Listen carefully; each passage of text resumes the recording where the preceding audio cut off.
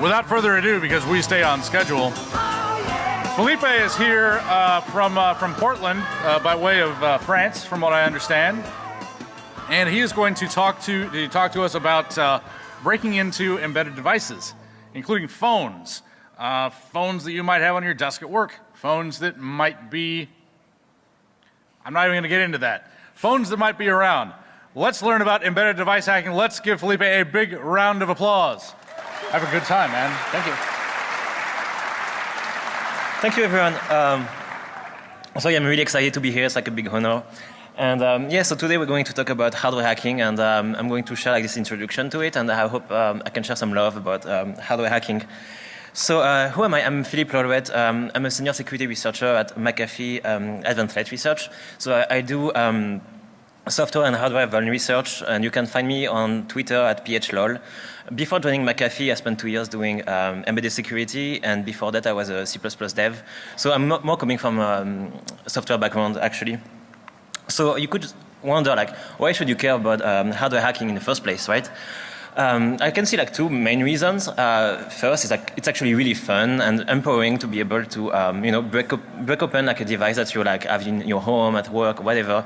And instead of considering that it's a black box, you can instead like start poking at it and understanding how it works. And then in a more like pragmatic way, if we consider like security in the past couple of years, software is becoming much harder to like break. Like if you try to like pawn like whatever like embedded device as like a web server, like finding a vuln in a web server by itself is kind of hard. But if instead you can just like open the device, solder a couple of wires, and get like a shell from that, that's much easier. So hardware hacking is great because it's also like a lot of low-hanging fruits basically. So today we're going to talk about Avaya phones, and especially like the phone picture on the right side of the slide is a 9611G model. So Avaya is like one of the biggest VoIP solution provider. You can find them like all over the place. It covers like 90% of the Fortune 100 company, and I think that specific model of phone started in 2006 and is going to be end of life like at the end of the year or something.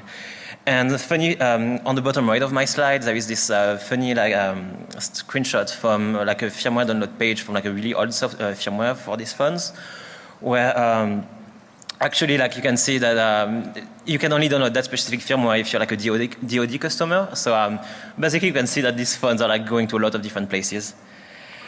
So regarding prior art, in hardware hacking, there's like a lot of information nowadays on the internet. Like you can find a lot of blog posts, tutorials. There's like the hardware hacking village that you all go and check out. CTF as well, where you can like practice like kind of like the software side of stuff. And on my slides, I like a bunch of links at the end, so you can like download the slides at later time. And also those slides, I've like the one I've uploaded, I have like more text on them, so it's like more like standalone.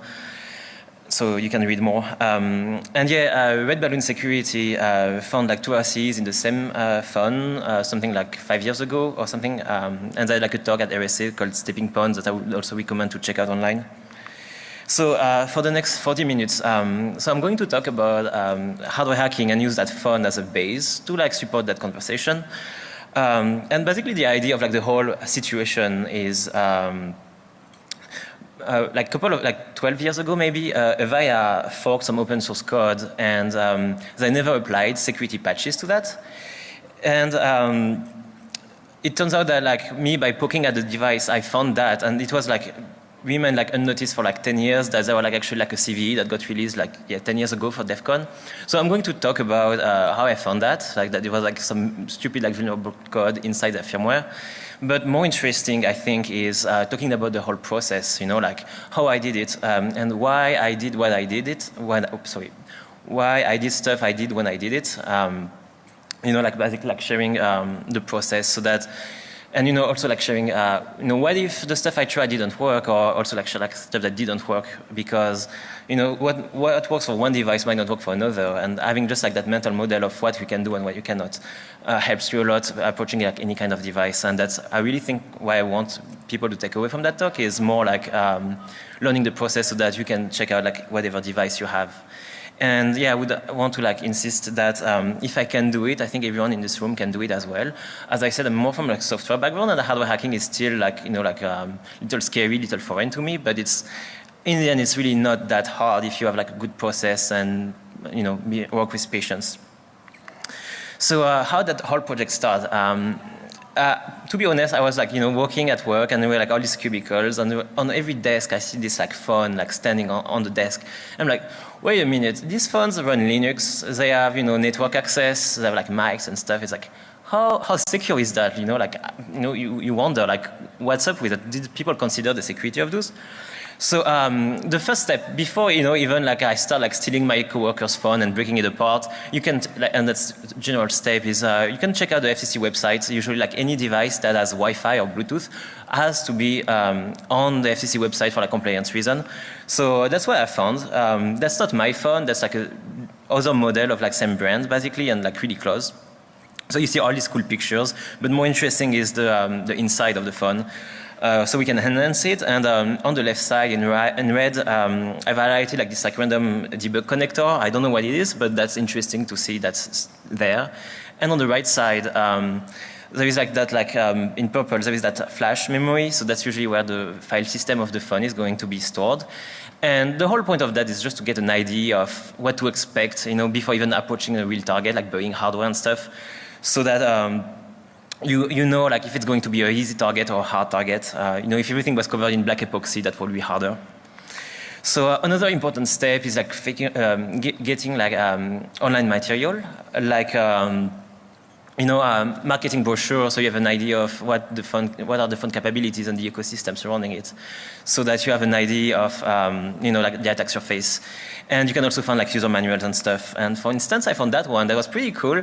It's a user our advanced user manual that says, oh, if you want a serial connection to the phone, you need that funky box. And which is interesting. It tells us that you can find a serial connection, and you may have some special hardware for that, but we're going to see that in a bit.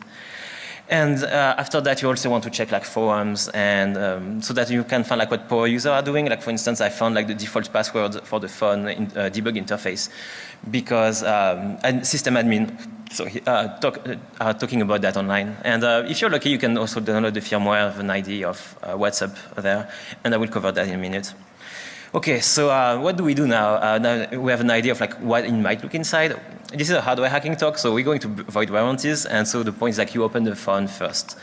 And the trick is usually you always expect to find the same stuff inside, and if you look at the labels of the components, you will see, and you Google that, you will find out what it is. So for instance, that's my phone, and you can see in the center the CPU, above it the RAM, in a lavender-ish color, some unpopulated header that I marked with a question mark. I think the same header as the one we were seeing in the picture before, and it might be JTAG. I did not have to use it, so I don't know actually. In purple, we have the EEPROM, so that's would hold some settings and stuff.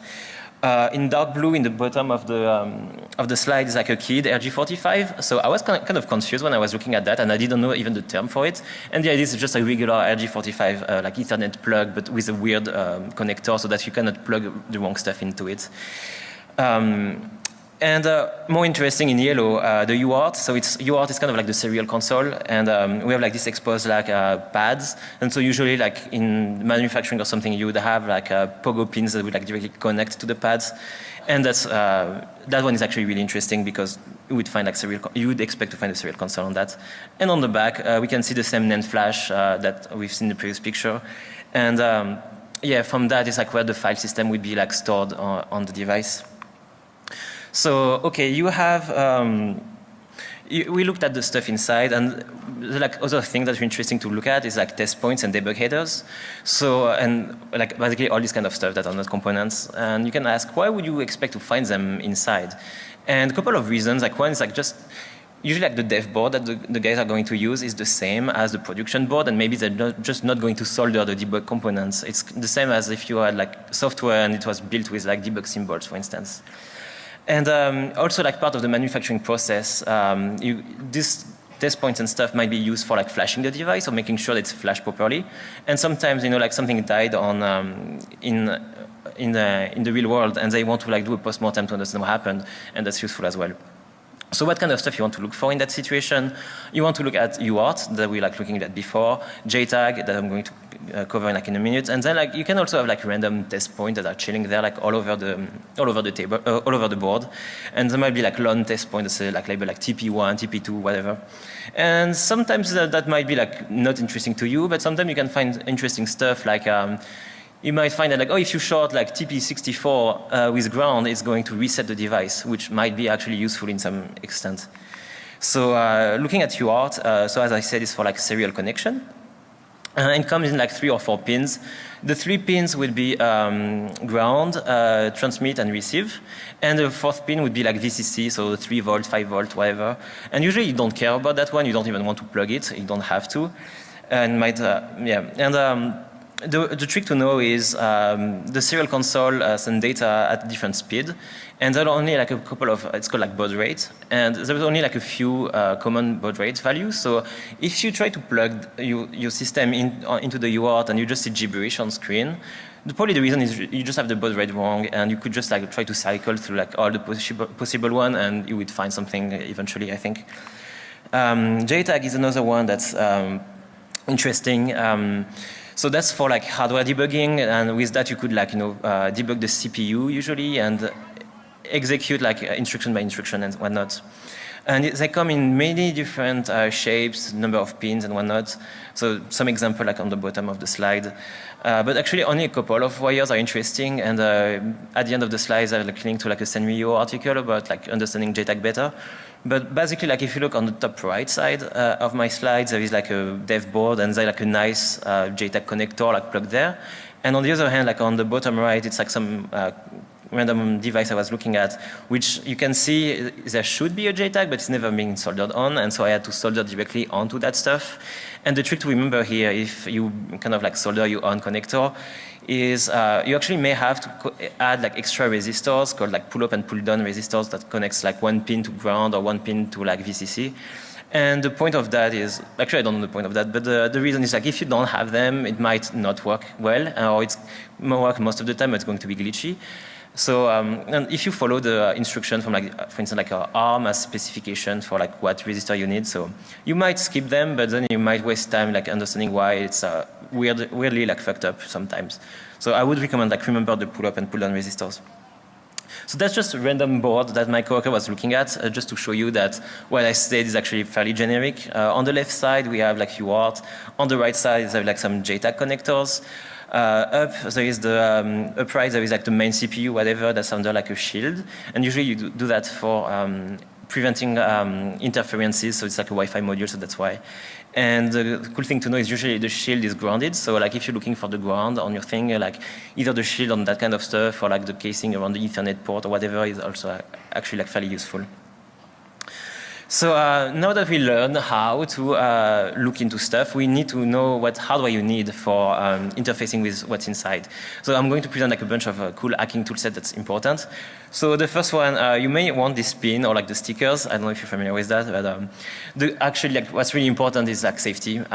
So don't work with stuff that's plugged in the wall. Remember to unplug stuff. Work in like well-ventilated room. It's important. And yeah, just don't be stupid when you're like messing with hardware. But yeah. So next, picture from the lab. I'm holding soldering irons. You can usually switch tip for like if you're like large tip for like big soldering and tiny ones for small soldering. I have a microscope, so that's really useful for doing tiny soldering. And the trick is I tend to drink a lot of coffee and I shake, so I was thinking like I couldn't do that. But actually if you're careful, and the trick is like really like try to when you're soldering, like try to hold your arm like straight and well grounded. And under the microscope you can actually do a lot of stuff that's you shouldn't think you wouldn't be able to, you would think you shouldn't be able to do it, but you actually can. Sorry.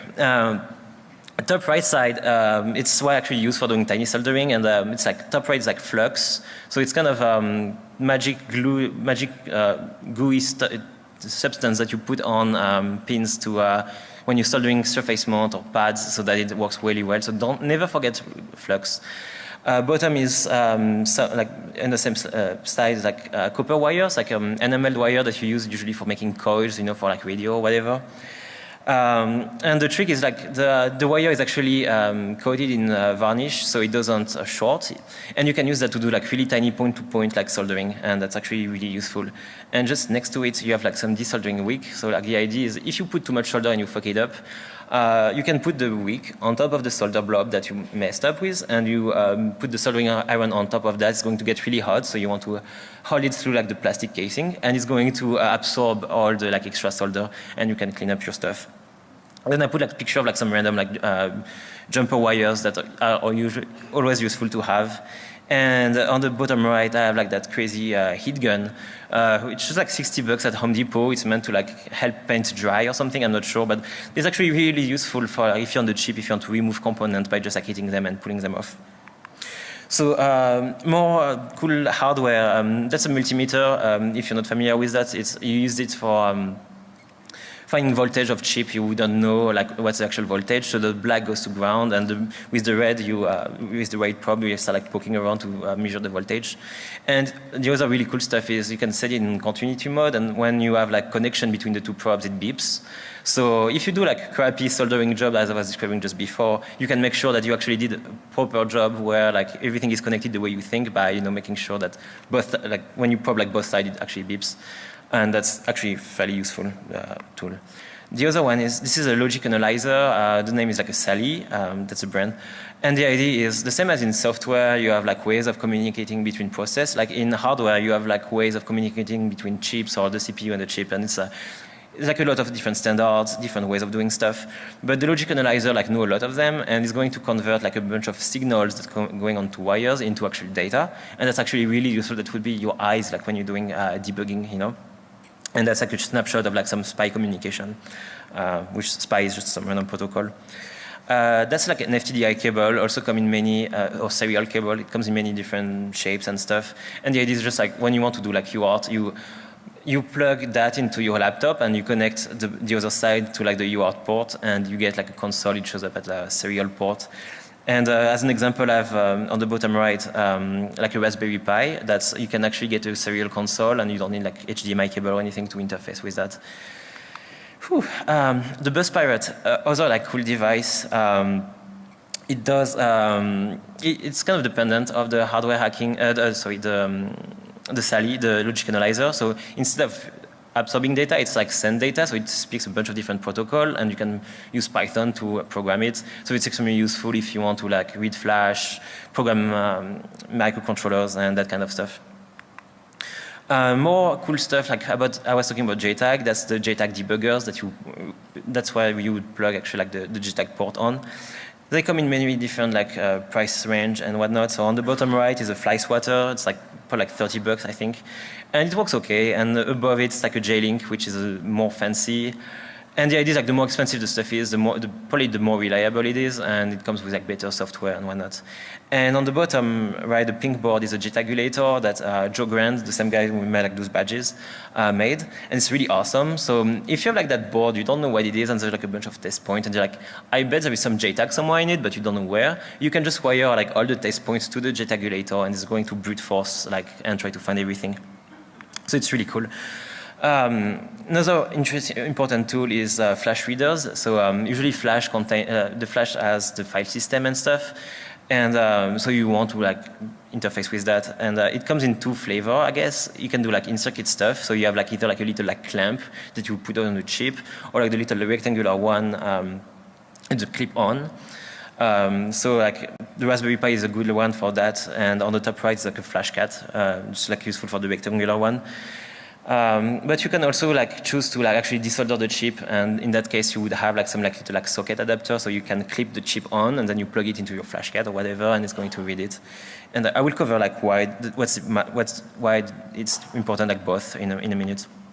And finally, it's kind of the last hope. So let's say your Flash is encrypted, there is no UART, there is no firmware. So you can try to do like the more crazy stuff like fault injection and side channel attack. So that's a chip whisperer, so like more like a kind of hard, more badass device. And the idea with that is you can do stuff like you wire it and to the CPU, and you're going to drop the power on the CPU for like a split second, and it's going to like mess up some instruction, and you can bypass checks and stuff. That's what people use for like gaming console hacking and that kind of stuff. So what do we do now? That we have an idea of what's inside the phone and the tools we can use. So there's like, I think 3 potential tracks. One is messing with the UART, so the serial console. Another one is messing with the flash and trying to recover the firmware or something. And then maybe you can just download the firmware online. And the 3 are like valid approach. And sometimes it's good to just go from one to another to another. And whenever you find like some hurdle, you can like go from one to another. So I went for the UART first, and that's what I'm greeted at by when I connect my FTDI cable to the UART port that I was showing before. So we can see like on the left side the console thing. It's like ... Usually when you see that, you can press space or escape, and it's going to interrupt the booting process of the phone. And in that situation, but somehow here it didn't work, and I will cover that why in a minute. And on the top right side of the slide, we can see like it read something from the EEPROM, and it decided to set the console to dev null. So you don't want console to be dev null because that goes nowhere, but that's interesting to know that there is some potential there. And finally, it says like booting Linux, so it confirms that it's a Linux board, but then there is nothing more after that. So that's some good thing, bad things. So the problems are like nothing shows up after like the Linux has booted, probably because of the dev null situation. And when I press key, it's not working, and I'm going to like come up with like why that happened. So at that point I was stuck. I was like, okay, I cannot go anywhere, so I'm going to try to recover the firmware to try to understand what's up with that. Multiple ways of recovering firmwares. It's like an easy way, like you can download it online, and actually that worked. There is like some cool snapshot of that. Sometimes it's encrypted. On our case, it wasn't. But yeah, so you can also try to sniff a firmware update. That's really useful for IoT devices in general, and you can use the network tab, which is like the thing pictured on the top right of the slide. Or you can mirror your port on your switch or whatever. The problem with all of that is oftentimes the firmware update is going to do over like HTTPS, or it might be, and in this case you're like stuck. And then you want to go for like a more like hardware hacking stuff, or like you're going to dump a flash, for instance. And there's like even more advanced technique that I will briefly like talk about. So how do you dump a flash? There is 2 ways, as I was mentioning just before. You can do in-circuit programming and out-of-circuit. So in-circuit is cool because you don't have to, like remove stuff, break stuff. But there are a couple of issues with that. The main idea is to read the flash, you need to power the flash. And if it's like still plugged into the whole system, when you're like Raspberry Pi, for instance, going to try to read the flash, it's going to try to power like everything else that's connected to the same like bus line, power line. And either your Raspberry Pi is not strong enough to power like a VoIP phone, which you would expect. And in that case, but it's just not going to work. Or maybe your Raspberry Pi is really strong and it's going to do it. But then the problem is the CPU start booting and it's going to talk with the flash, and that's going also to mess up your stuff. So in that situation, you have like 2 choices usually. Either you can try to like lift up the pin, the power pin, so that it doesn't happen.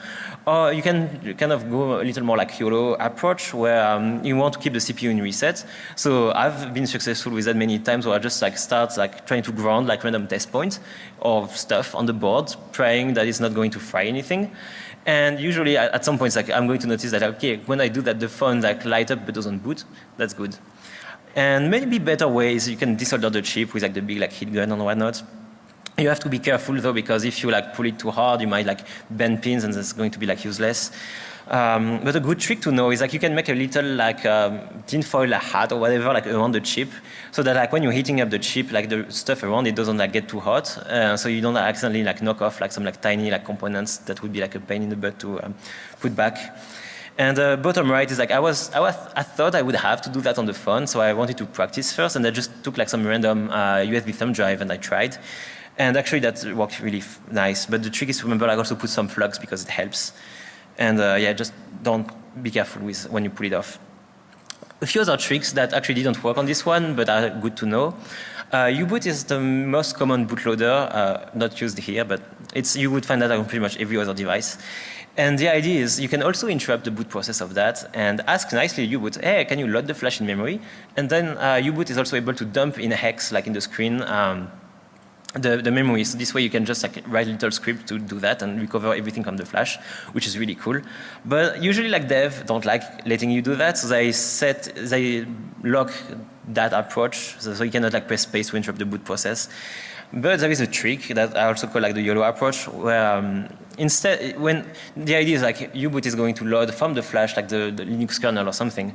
But if while it's happening, you start like poking with, like a wire that's connecting to ground, or you start like poking the NAND flash, like some of the pins, it's going to mess up like what's U-boot is reading. And after a couple of tries, U-boot is going to be like, damn, that kernel is fucked up, I don't know what to do. And it's going to give you like a shell. So that's really cool. But yeah, as I said, that one wouldn't work on our phone, unfortunately. But just some cool example that I found online where like some guy actually did that. And I underline in like purple on the bottom like the command you need to use to like load the flash in memory. And on the right side, this like little block of text is how U-boot is panicking and be like, I don't know how to do with your kernel, and give you the shell. So so a few more like tricks for dumping a flash. So you can use JTAG. So usually you have, if JTAG works, you're going to be able to dump the RAM. So in this case, that wouldn't be really like dumping the flash, that would be more dumping the firmware. But in a lot of devices, it's going to load the whole stuff in memory. So if you can dump the memory, you're the same. You're pretty good there. And kind of the last hope, but that's one of my favorite about hardware hacking, is you can do crazy stuff. And an example is Scanlime, that person on the internet who she had a Wacom tablet that she wanted to dump the firmware off, and there was like no attack surface at all. But she realized that like it was like USB stuff. So when you plug your USB onto the laptop, there is some USB exchange that I don't know anything of, but it sends like USB descriptor, and if you glitch the CPU just at that time, it's going to like miss like a boundary check, and it's going to send way more data. And with that, she was able to recover like the full flash, full memory or something. So it's really impressive. And that's what's kind of awesome about hardware hacking. Okay, so we recovered the firmware in my case just by downloading online, but what do we do now? We want to analyze it. The best tool for that is called Binwalk, and it's just basically a magic dictionary that's going to like look at your binary blob of stuff and be like, halfway through it looks like there is a zip file, I'm going to try to extract it. It tries, maybe it works, maybe it doesn't, depending if it was actually a zip file or not. And it does that for everything. And it might also find like compressed file system, such as like SquashFS, GFFS2, etc. And sometimes like your firmware file might just start with like health headers or just like random like ARM code that you could like look at. So I run Binwalk on, so that's the firmware file I've downloaded from the website. And once again, it's easy mode. It's just a tar file, and they already like split it up into boot 1, boot 2, and GFFS2. So like Binwalk has nothing to do here really, and I can just extract the whole file system. And that's cool because from there I can look at what's on the phone just like that. But a more interesting use case for Binwalk is I took like a different firmware file for like another Avaya phone, and this one is way more interesting because Binwalk find like a lot of stuff, and I've highlighted like you find the file system and is able to extract it. And there's also that random like MySQL stuff, which I think is a false positive. Then you need to be aware that there will be a lot of false positives, so don't blindly trust what Binwalk says. And really, really funny stuff that I was looking at. If you run strings on that specific image, you will find like U-boot strings. So that phone is using U-boot, and the cool stuff I was describing before would actually work on that one. Look. So now that you have extracted the firmware file, what do you want to look for? One of the most interesting stuff is finding the update mechanism. So assuming you have encrypted firmware, like if you reverse engineer that, you might find the keys and how to extract like subsequent firmware updates without having to do like any hardware stuff. And then you want to look for like secrets, like passwords, certificates, and so on and so forth. Originally, my goal was to look at the main binary, so that's the thing that deals with like the VoIP stack. That would make sense to look at that. And also you want to look at the bootloader because it may have like hidden commands, explain why our console is not working, that kind of stuff. So remember the point of all of that was I wanted to get a shell on the device, and what's the process to do that? So the one I want to go for is I want to fix the serial console, like the dev null was not cool. But other approach would be like messing with U-boot arguments. Not working here, obviously, but you can specify the console you want, and the init script can be marked as like, oh, I want bin bash as my init script, and then you have a console. And like kind of last resort stuff that I was considering as well is you could patch the firmware. In our case, the firmware is signed, so that won't work unless you try to glitch it, which is really hard. But you can also try to patch the file system. So the way Binwalk extracts the GFFS2 stuff, you could modify it and then like repack it and flash it directly onto the flash. And that's usually like a foolproof method, like that would work in most cases. So instead, I'm going to reverse the bootloader. And for that, because I wanted to understand like why DevNull, the console was set to DevNull and stuff, I'm not going to cover ARM in much detail, and I would recommend you to check out Azalea Labs tutorials that cover everything. But just useful here, there is this notion in ARM of literal pool, which is inside the code section, you would find some little chunk of data, and that's usually like used to load in registries, absolute addresses, immediate values, magic offset, that kind of stuff. And FYI, like in case of function calls, the arguments are going to R0 to R3.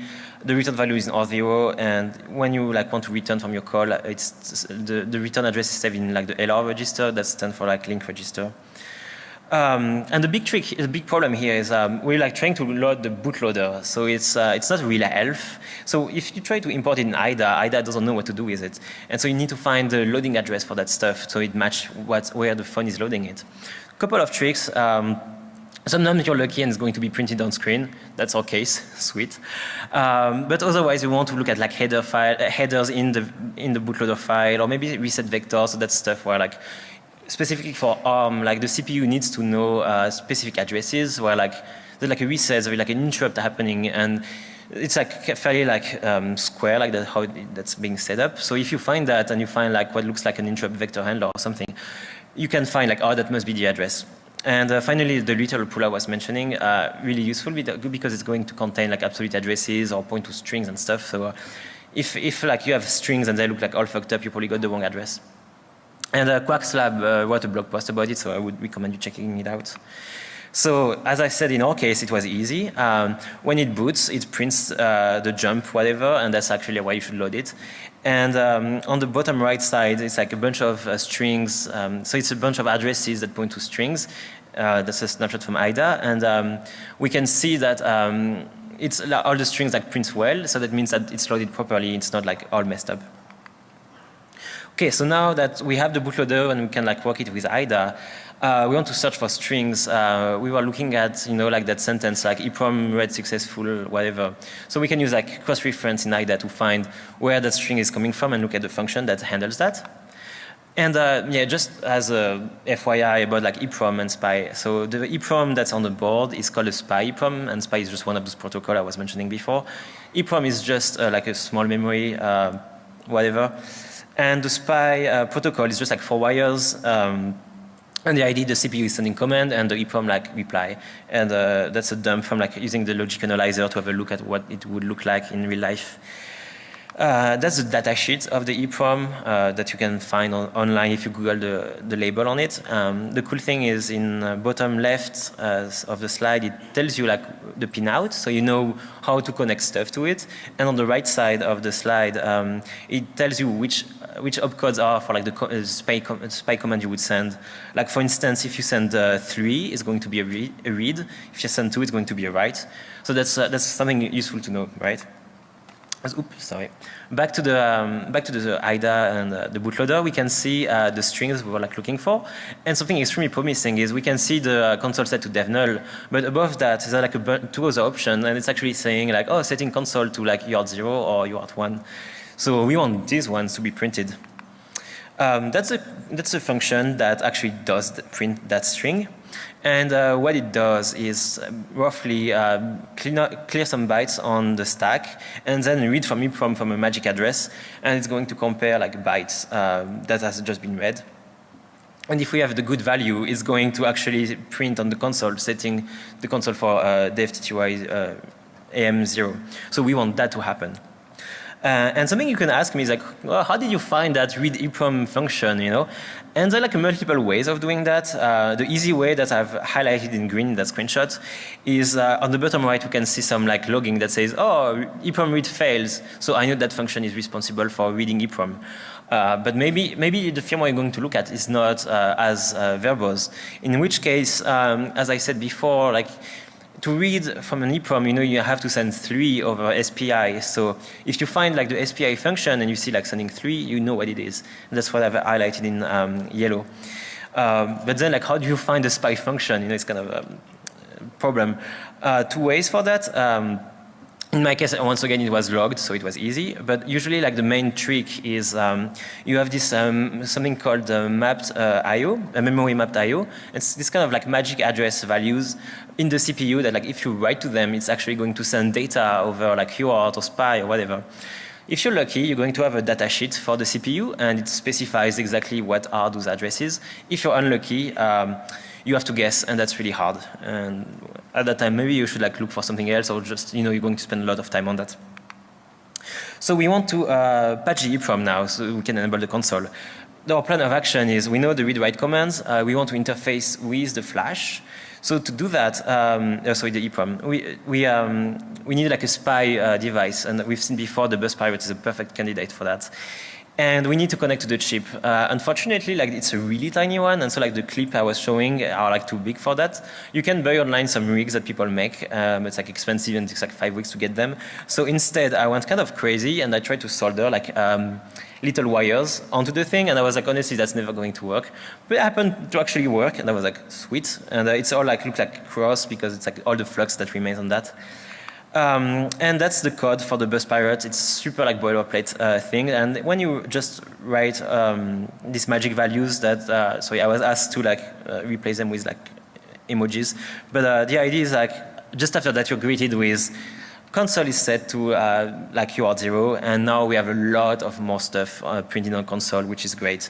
But unfortunately, I get like this hurdle, like the input are still like not working. I was like trying to press space or type like, it's like asking for, oh, you want to look at root? I type, nothing happens. Like, oh, what happened? Did I just cut the tray so you cannot send data? We have the board, so we can look at it. So that's just like a zoom up on the thing. And at that time, I was like, you know, looking at the UART pad and stuff like with my multimeter, like trying to beep out like where it goes. You know, it's following the continuity testing. And eventually it reached some vias like on the right side, and vias are that little hole that connect one side of the board to the other. So the trick is the actual like trace that connects the UART to whatever goes to the other side of the board and goes back and forth, and it's like really like tedious. And eventually I kind of lost where it was going, but it was kind of under that mod port that's like the keyed RG45. And so remember like the recon side, recon part, we have that box, and it's like, oh damn, that's the thing. So I kind of went over like my YOLO approach again, where I was holding like, I had a plug like a jumper cable in my, the transmit of my FTDI cable. And so I had like this like wire that I could poke around. And on the other side, I was like pressing keys on the console, trying to see if something happened. And meanwhile, I was poking like to the pins one by one. And I think at the second one, it actually worked. And I got greeted by like a wood shell on the device. So that was cool. But the trick was on the right side, I have like a proper setup where I plugged my Ethernet cable into the plug. So at that time, I didn't know where the keyed RG45 was. So I just like sanded the plastic of the Ethernet cable so I could like shove it in. And yeah, it just works. So that was nice. Now that we have a root shell, there's like a lot of debug strings printed on screen, and that's annoying. So the trick, I was like, I want to kill the process that's like flooding my console. There's a watchdog that's going to reboot the device if that happens. So I highlighted in the corner like the magic commands that you can run to kill that. It's just like random Linux stuff. So now we can finally do some vuln research. And really what you're going to do is like look at process running, poke around, look at open ports. That's just a bunch of processes. You see cool stuff, but that's when it started getting interesting. I think at some point I was tired of looking in IDA, and I was like, I'm going to poke more. And I looked at DH client and like, huh. And the really funny part is like, I run DH client and I see this like 2007 copyright. I was like, whoa, that's not a good thing. And if you just run DH client by itself, it's seg faults. I was like, that's weird. And if you like run it the right way, they print a debug message that say, oh, we modified it to work it better on our device. And I was like, huh, that's interesting. So if we look back and we look for the specific version, it turns out that 10 years ago, actually for DEF CON, John Oberheide released like an exploit for that specific version of DH client. So I was like, whoa, that's easy. But we want to make sure that's actually still vulnerable. So the vuln was like a dumb like Stack Overflow, like while handling DHCP options. So we can compare the original source code with the patch source code because DH client is open source. And just to keep in mind, there might be like mitigation, like stack cookies, ASLR, or whatnot. So if we look at the vulnerable code on the left side, we can see a memcopy like highlighted in red that's using like data.len as a field, while on the patch versions I replace that by 4. So the idea is like this bug is subnet. It's a bug in the subnet mask handling, and the subnet mask should be like 4 bytes. But the way the HTTP option works is that you can send up to like 255 bytes, I think, and it used to just dumbly trust whatever you're sending, which is bad. And if we look in IDA at like the actual like function, we can see there is no stack canary, and on the right side, it's not using that magic 4, so it's obviously like still vulnerable. So it's time to exploit stuff. Working on the phone was tedious. I was like, I'm going to try to set up QEMU. If you're not familiar with QEMU, it can do like emulation of ARM stuff or like many other systems, and can do either like userland or full system. Userland wouldn't work here because DHCP is going to try to modify an IP and stuff, and that's not cool. But instead, we can do a full system emulation, and those tutorials tell you how to like set up a cool image for that. And we just want to set up the network properly because we want to interfere with DHCP, and naturally, the QEMU stack would give you a DHCP for yourself, so you have to stay like, don't do that. And yeah. So I ran it in QEMU, and after like all this effort, and it's still seg fault. I was like, huh. So it turns out that like Avaya modified stuff that's actually causing the seg fault. And I'm not going to cover that too fast because I'm running like a little out of time, but basically it's creating that weird socket. It's like a named socket, and so that like the main application, the VoIP stack, can talk with the edge client and share options. And the idea is like that's like the main application, and we can see what it does. That's not super interesting. But basically on the left side is like sending data to configure the edge client at startup. And on the right side, I re-implemented that in Python. And you can run that with like Socat. So Socat is just a kind of like netcat in more like more tools, so you can create that name socket. And the idea, you run the Python script on the host, you run Socat on the QEMU like binary image, and that would just work. So now we can start debugging the edge client. We can run GDB. We can try to like actually run the POC. I couldn't compile the original proof of concept. It was like using really old tools, and it's just after like a couple of hours, like, oh fuck that, I'm tired. So instead, I use a Scapy-based exploit. Scapy is a Python library that lets you like mess with network packets like a fairly low level. And so now we want to like reach the vulnerable code. So I was explaining the bug is in the subnet mask option, and the way DHCP works is like a tag length value like type of stuff. So you say, oh, this option is a subnet mask. Here's the length, here's the value. And obviously it was like, it should be 4, but if you send more, it's fine, but for the DHCP specs. And so we can use Scapy for doing that. So that's like a chunk of my Scapy script, and just the payload in purple is interesting. I'm basically just sending the subnet mask option with data that would be like A, B, B, B, B, C, C, C, C, and so on and so forth, so that when it crashes in GDB, we can see like all the register we control, and we know exactly if we want to affect which register, which chunk of the shellcode we need to change. And we can see that we're actually controlling PC, so the program counter, so that's good. We know that we have, we have control for execution. And there are like a few more details that I'm going to skip over, but we need to craft a shellcode now. Unfortunately, like it looks like the stack is, you cannot execute the stack, so we would have to wrap it, and that's tedious. But cool stuff is like if you look for, there is like a system call in that binary that I think also Avaya added, and we do control R4. So if we can put a string in memory in an address we know that could be a valid like system command, and put the address in R4, we're good. So if you think about it, DH client, receive configuration values from the server. So probably there is going to be stuff that are stored somewhere, and it turns out that ASLR is disabled. Sorry, I forgot to mention that.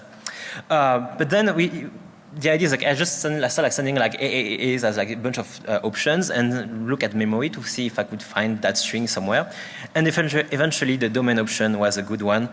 And so now I can show you a cool demo that's what happened when you actually run the whole stuff. So on the left side we have the phone that's booting. Can I do it? The phone is booting, and the window, the terminal window is like on the left side is a ROG DHCP client running our payload, and on the right side is it's a web server that will provide like a post-exploitation kind of stuff. So we can see the packet is running. To make sure it works, I was catting dev random on the screen, so that's why it looks like a noise. it's fetching data from the web server, and I don't know if you can see, but it's loading like steve.data. FYI, like Steve is actually my boss. That's him. And just then, I'm still like I don't know if there's sound, but I'm exfiltrating audio from the main speaker, and you can see it in VLC that when I'm speaking and clapping my hands, it's actually like reading the audio on the attacker laptop. So that's pretty scary because you can turn your phone into listening device.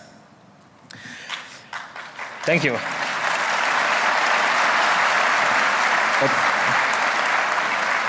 So yeah, and just FYI, like all the tools I use are like actually already on the phone. Like you have like Netcat, you have like stuff to like dump the audio to like STD in. So it's just like writing some shell script, like bash script, whatever.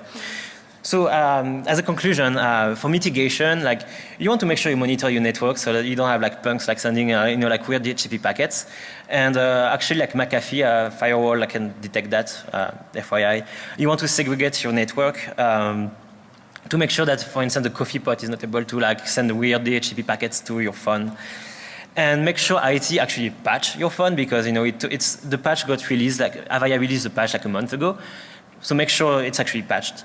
And if you want to think about why this kind of bug happened, like technical debt is really hard to handle, and probably like someone had like in good faith, someone in good faith forked the stuff and they forget about it. So and just as a real quick, embedded systems are not black boxes, so I would just encourage everyone to look at them, and you can do it now as well. So if you have questions, ask me on Twitter or whatever, and thank you for your time, guys.